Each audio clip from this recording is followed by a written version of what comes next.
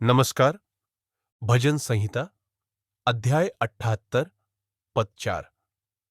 हम उन्हें उनकी संतानों से न छिपाएंगे और आने वाली पीढ़ी को यहोवा की स्तुति, उसकी शक्ति और उसके अद्भुत कामों का जो उसने किए हैं वर्णन करेंगे। आज हम सिंगापुर की भावी पीढ़ी के लिए उपदेश दे रहे हैं। हम ऐसे समय में जी रहे हैं जहां ज्ञान बढ़ रहा है, सूचना प्रौद्योगिकी भी उन्नत हो रही है, कृत्रिम बुद्धि एआई और अन्य विधियां उभर रही है। मनुष्य अब प्रभु पर निर्भर होने के बजाय उनसे अधिक स्वतंत्र हो गया है। लेकिन हमें याद रखना चाहिए, प्रभु जीवन का स्रोत, ज्ञान का स्रोत, प्रेम का स्रोत है। इसलिए प्रभु ने मनुष्य को उनसे स्वतंत्र होने के लिए नहीं बनाया। हमारी प्रगति के बीच हम युद्धों, विशेषकर मध्य पूर्व में हो रहे युद्धों के बारे में भी जानते हैं। हम समझते हैं कि अंत भी हमारे करीब आ रहा है। हमारी भावी पीढ़ी का आकार कैसा होगा? इस बढ़ती हुई तकनीक, इस स्वतंत्र जीवन शैली के साथ हमारी युवा पीढ़ी अपने राष्ट्रों के भविष्य को कैसे संभालेगी? हमारी युवा पीढ़ी राष्ट्र का नेतृत्व कैसे करेगी?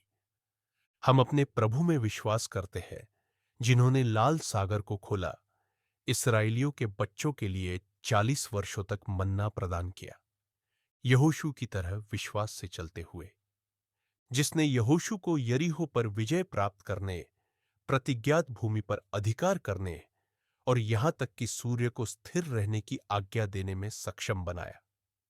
प्रभु ने यीशु मसीह के माध्यम से अपना प्रेम कैसे प्रकट किया है और उनके माध्यम से हमें यह महान उद्धार प्राप्त हुआ है।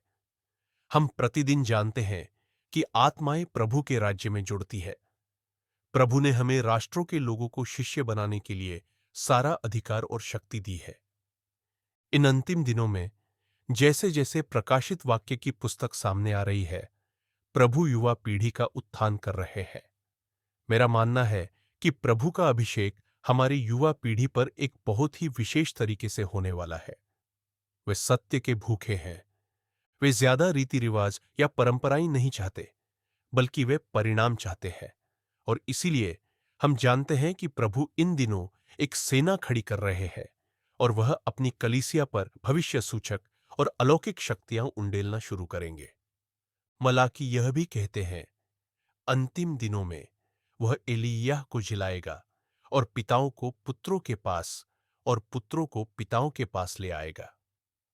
इस प्रकार हम देख सकते हैं कि भविष्य सूचक अभिषेक कलीसिया पर आएगा और इसका प्रभाव युवा पीढ़ी पर पड़ेगा और वे प्रभु की बात सुनना शुरू करेंगे।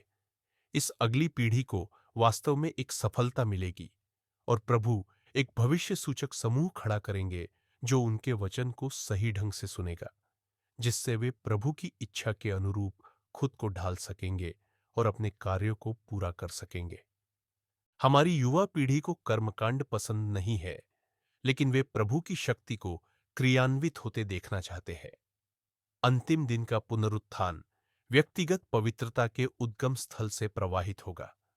यह कोई विशाल कलीसिया, धनी कलीसिया या उन्नत कलीसिया नहीं होगी, बल्कि प्रभु चाहते हैं कि लोगों के हृदय उनकी ओर मुड़े और वह अपनी आत्मा उंडेले। आप एक करीब चर्च से, एक गांव के चर्च से पुनरुत्थान होते देखेंगे और मुझे यह भी दृढ़ता से आभास है कि प्रभु युवा पीढ़ी पर एक बिल्कुल नए रूप में प्रकट होंगे और हमारे युवाओं और हमारे युवा वयस्कों को इसके लिए तैयार रहना होगा, क्योंकि हमारी अगली पीढ़ी के लिए एक बड़ा उंडेला आ रहा है, जिसका समाज के हर क्षेत्र पर प्रभाव पड़ेगा। चर्च की दीवारों से परे उमड़ पड़ेगा, बाजार में अच्छी फसल लाएगा। इसलिए मेरा मानना है कि प्रभु कार्य कर रहे हैं, हम में एक गहरा कार्य कर रहे हैं। वास्तव में इफिसियों अध्याय 3 पद 20 कहता है, अब जो ऐसा सामर्थी है कि हमारी विनती या समझ से कहीं अधिक काम कर सकता है, उस सामर्थ के अनुसार जो हमारे भीतर कार्य करती है। हमारे भीतर पवित्र आत्मा और प्रभु की शक्ति है, जो हमें एक ऊंचे स्थान पर ले जा सकती है। इफिसियों की इसी पुस्तक में 3 चरण है। हम देखते हैं कि पद 16 आंतरिक मनुष्य के निर्माण के बारे में बात करता है और हमारा आंतरिक मनुष्य मजबूत है जो प्रभु के साथ घनिष्ठता और प्रभु के साथ चलने की बात करता है। और जब हमारा आंतरिक मनुष्यत्व पवित्र आत्मा द्वारा सुदृढ़ होता है तो मसीह हम में वास कर सकता है। दूसरे शब्दों में, हमारे जीवन के हर पहलू पर यीशु हमारे जीवन के प्रभु है और जब हम उनके साथ घनिष्ठता में चलते हैं तो हम जिन भी चुनौतियों का सामना करते हैं उन पर विजय पा सकेंगे और यह हमें उनके प्रेम की लंबाई, चौड़ाई, गहराई और ऊंचाई का अनुभव कराएगा जो हमें इफिसियों 3 पद 20 तक ले जाएगा, जहां हम जितना मांगते या कल्पना करते हैं उससे कहीं अधिक हमारे भीतर कार्य करने वाली शक्ति उमड़ने लगेगी। इसलिए मैं अपनी सभी युवा पीढ़ी को प्रोत्साहित करना चाहता हूं कि वे पवित्र आत्मा के उंडेले जाने के लिए तैयार रहे, क्योंकि हम अपने हृदयों को इस नए मेरे आगमन के लिए तैयार करते हैं। आइए प्रार्थना करें।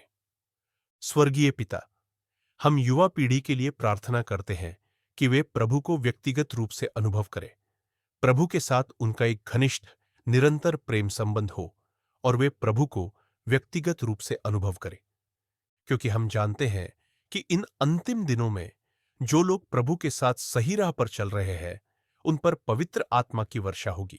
इसीलिए हम उन्हें आपके हाथों में सौंपते हैं। हम आपका आशीर्वाद उन पर छोड़ते हैं। यीशु के महान नाम में हम प्रार्थना करते हैं। आमीन।